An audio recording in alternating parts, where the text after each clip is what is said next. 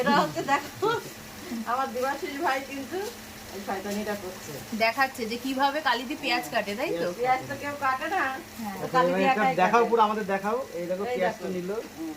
আর এই যে এই যে এরকম ভাবে কাটছে কালিদি। এরকম ভাবে কাটতে দাও খোসাটা, এরকম ভাবে। আমি কিন্তু আর এক রকম করে কাটি, মুখ কেটে জলের মধ্যে দেই, তাহলে খোসাটা ভালোভাবে অল্প ওঠে, যে পুরো পুরো খোসাগুলো ওঠে না।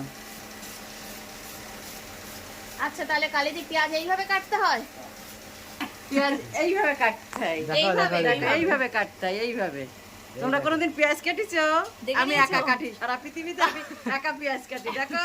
কালিদি কিন্তু দেখিয়ে দিল পেঁয়াজটাকে কিভাবে কাটতে হয়। আর একটা জিনিস, যে পেঁয়াজ কাটলে তো চোখ দিয়ে জল বেরোয়, তোমার চোখে জল নেই কেন? আমার চোখের চোখের জল জল শুকিয়ে জল গেছে। কান্দি কান্দি শুকাই গেছে এক সময়, এখন শুকের সময়, এখন আমি কাটবো কেন? সেটাই। তাই তো?